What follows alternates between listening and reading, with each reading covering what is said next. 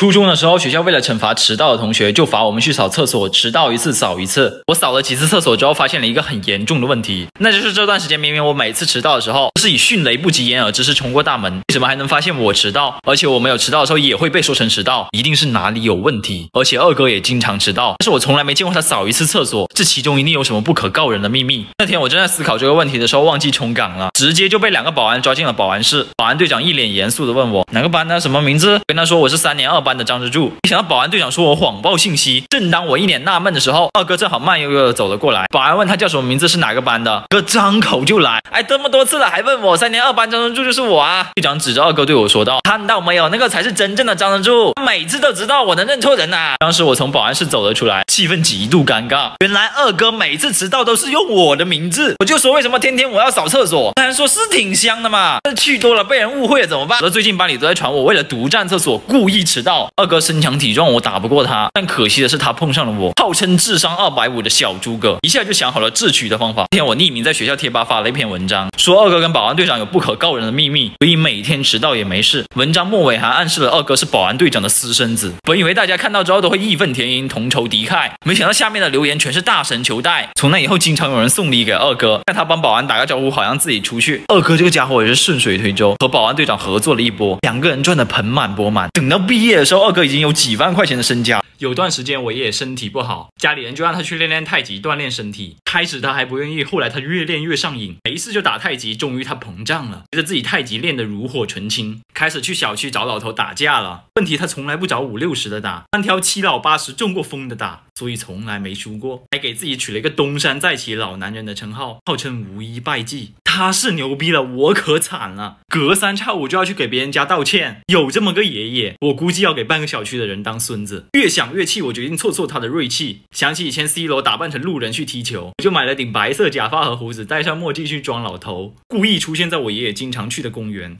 等他一来，我就左手画圈，右脚画方，俨然一副抽风派的武林高手。果然我爷爷见到我之后立马来找我单挑，结果不用想，我几个回合就放倒了我爷爷，还警告他以后不要没事找别人麻烦。我爷爷当时答应了我，还问我叫什么名字，我想了想说就叫我爷咩爹。结果从那以后，我爷爷没事就去打听我们小区有没有一个叫爷咩爹的人，就连吃饭睡觉都在爷咩爹爷咩爹的叫，不知道的还以为是他老伴呢。看着爷爷走火入魔的样子，我觉得要是再这么下去，他估计连饭都不吃了。看来还是得让他赢了才能甘心。于是我又扮成老头出现在公园，爷爷见到后连忙过来要和我过2招，说他已经领悟了新的境界。结果上来直接偷桃，竟然使用这种下三滥的手段，要不是我连仙桃都偷过，可能单就这一招我就败北了。二哥，你动动你的小脑筋，看看如果你在挨打之前吃点泻药，不就可以轻易的出来了吗？产量还高，到时候你爷爷还会忍心动手吗？此言一出，二哥直夸我小鸟伏特加，无情哈了哨。回去之后，二哥就用爷爷的药，自己配了一杯泻药，坐在院子里，准备等挨揍的时候就喝下去。不到片刻，二爷爷就回来了。他看见孙子惹了这么大祸，居然还悠哉悠哉的，顿时就开启了缸内直喷，把二哥骂的那叫一个狗血淋头。骂着骂着，突然就觉得有点渴了，他就夺过二哥手中的水杯，一饮而尽。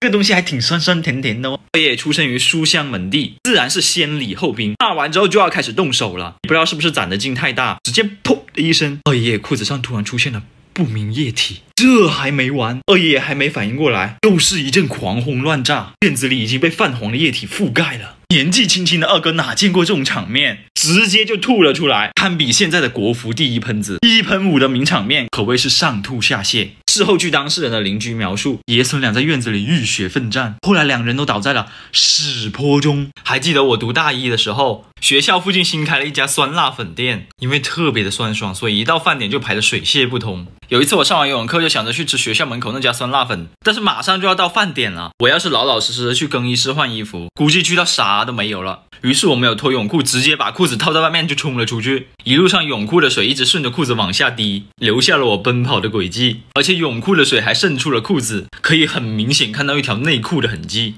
不仔细看的人还以为我把内裤穿在了外面。虽然这些很丢人，但并不能阻止我想吃酸辣粉的冲动。于是我提紧裤头就往前冲，没想到我到店的时候，居然还有一个空着的位置，我赶紧坐了下去。过了一会儿，旁边几个好奇的顾客就看了我的裤子，嘴上似乎还带着笑意。我知道他们肯定误会了，于是我立马解释，我这个是水，不是你们想的那样的。我见大家似乎不信，为了自证清白，我就用手沾上了屁股上的水，然后狠狠地舔了一口。这时候大家脸上的笑容变得更加明显了。老板走过来小声地对我说，小伙子，刚才我孙子在这里拉了泡尿，我正准备拿东西擦一下，你怎么就舔上啊？辣粉再辣也不能和这个东西解渴啊。那一刻我成了全店的笑柄。我面红耳赤地往学校跑，因为跑的是另一个方向，所以最后我的奔跑轨迹环绕了整个学校。二哥知道了之后还特地拍了下来，发在全校的大群里，说这个量是男人一生只有一次的奇迹，并取名为小鸟回家图，搞得众多校友也跟出来看后续。那天晚上我被酸辣粉辣到生活不能自理，大庭广众之下被辣到小便失禁的事情就在学校里面传开了。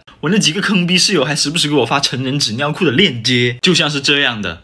小时候回外婆家，我和二哥发现附近有个常年没人住的院子，院子里有2棵枣树，我和二哥就打算进去偷枣子吃，又因为围墙太高，我就打算去找个凳子垫脚。结果我离开那段时间，二哥等不及了，直接一个助跑，双手爬住墙头，然后2脚交替用力，3两下就爬了上去，姿势优美，动作流利。不愧是经常被绑在最高那棵树的二哥。唯一不巧的是，二叔刚好路过，直接给二哥赏了一个他最爱吃的大嘴巴子，并对二哥说，我叫你带着张之柱玩，你就跑过来偷枣啊？你看看你带的好头，多大的人了还没有你张之柱小表弟懂事。你看一下张之柱怎么没来，他比你小都知道不能偷别人东西。正说着，回头就看到了匆匆赶来跑得气喘吁吁的我，最重要的是我手里还拿着一个板凳。当时的场面无比的尴尬，但是经常面对这种尴尬局面的我早就能够轻松应对。我默默地把板凳放在二叔的旁边说，叔你累了吧，坐下来休息一下，再打呀。最近我一直住在大姨家，每天都通宵打撸啊撸，基本上过着昼夜颠倒的生活。昨晚12点多，我又像往常一样走出房间，结果看到我那00后的表弟坐在沙发上不停地叹气。他看见我之后开口就是完了完了。我问他出啥事了，表弟说他在学校把人打了，那个人还是他的好朋友，原因是他周末做了几块巧克力蛋糕，上面分别写着希望你喜欢我的蛋糕，托那个朋友去送给他一直喜欢的女孩，结果蛋糕少了最后一块，没错，就是少了高字的那个蛋糕，变成了希望你喜欢我的。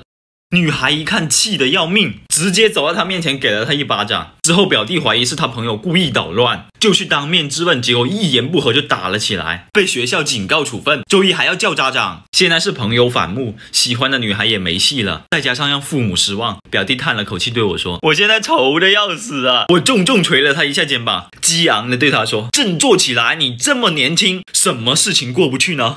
全校都认为我是厕所美食家，我还不是用自己坚强的意志顶了过来。要是真的觉得忧愁，就跟我来一起唱首歌。他说风雨中这点痛算什么，不要怕擦干泪，至少我们还有梦。接着表弟点点头和我一起唱起了水手，越唱心情越高涨，邻居都跑上来敲门说扰民，我就让他先睡觉去了。他离开前还感动地对我说，哥真的是多亏了你，如果没有你，可能今晚上我就啥也不说了。哥你通宵玩游戏容易饿，我给你削一个苹果。我被他说的眼睛泪汪汪的。弟你赶紧去睡觉，有什么忧虑再跟我说，哥会的歌挺多的。说完他就去睡觉了，而我回房继续打撸啊撸，啃了一口他给我削的苹果，你还别说，比昨晚上那巧克力蛋糕差多了。